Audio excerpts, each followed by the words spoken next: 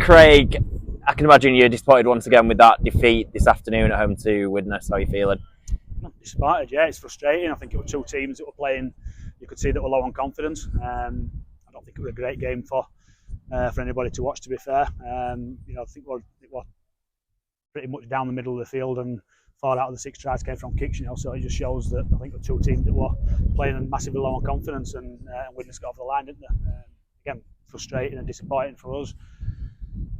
Preview-wise, we had a big focus on Widnes kicking game, particularly deck pattern. Three of their tries came off kicks, and we had a focus on the turn-up play on our goal line, which we scored off as well. We've worked on that and identified that this week. So it's massively frustrating as a coach when you identify the strengths and the dangers and what's going to come, and score 4 tries off what we've been shown. That first half, obviously, we went ahead, and then I think in the first half it was 3 or 4 goal line dropouts that we obviously did get Widnes to concede. But as you say there, the kicks just seemed to play that part in obviously Widnes getting the win today, didn't it? Yeah, they did, and it's disappointing. It is. It's. I think we put ourselves in a position, had a lot of field position in Widnes. I think first half and second half we forced quite a few goal line dropouts, which is what most have done this season. And to not capitalise on the field position that we had and the pressure that we had on their goal line were disappointing. Obviously, the first game that Corey and Cravo played together as well. But it's very scratchy.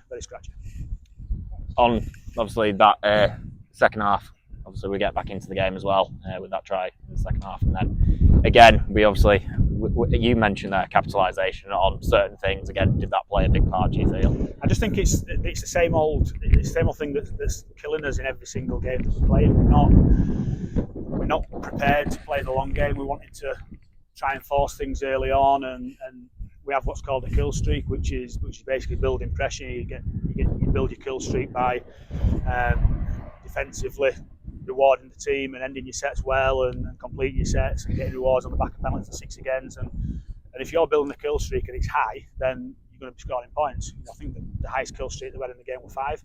I think the best that we've had this year were Batley at home, where I think we were up at 21 and we were 22-0 up. So the kill streak it directly correlates to what your points are on the board. And when you start getting on the front foot and you're in the opposition's 20-metre area and the kill streak's going up, and then that's when the points come. But we get to a point where we're giving tackles away from a kick chase 2 or 3 metres off the Widnes line, or tackle 3, and just relieving that pressure from Widnes working out of their own goal line. And you've got to have the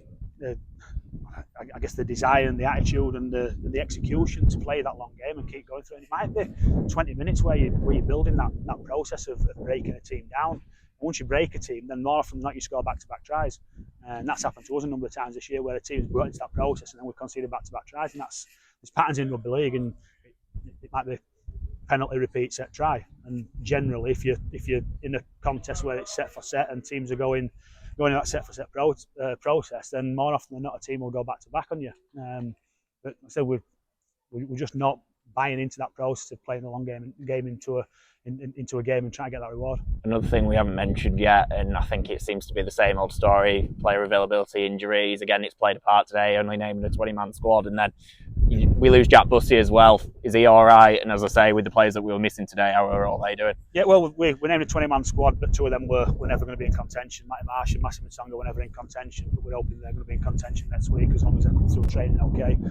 So we're actually down to an 18-man squad. Jack Bussey went off with an HIA, but he's also got a scratch in his eye. He's passed his HIA, fortunately, so he couldn't come back on because he had no vision or restricted vision in that eye. So we'll see how he is this week, and he's got some drops from the doctor to go and collect, and hopefully that settles down. But yeah, it's been the same story week after week this season, that we'll get a couple of people back and then we'll lose a couple of people in a game. We'll just rotating around the same numbers with different players.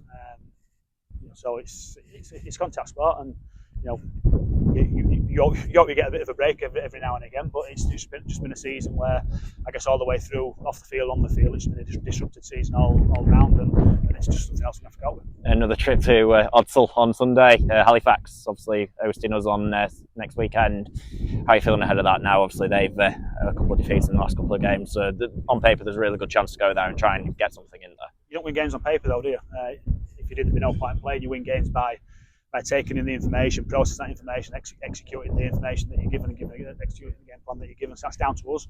it's down to us as coaches, staff, to give the players information, which we try to do on a weekly basis, and then it's down to the players to make sure they go out there and execute that on a game day. I thought defensive for the most part of the game. I thought we were good. We talked about, certainly after the last game against London, having some pride and honesty in your performance. And I thought in that first half we defended our goal line really well, and there were some desire there to defend. The scratchy try in the first half from the kick, which were disappointing to concede, but I thought we played pretty well in that first half defensively, and so 2 more scratchy tries in that second half from kicks and headers from us, and obviously the turn-up play, which was massively disappointing. That when you preview that and scored off that, you've practiced it, it's really disappointing. So yeah, so you don't win games on paper, you win games by putting the effort in and having that pride and honesty in your performance.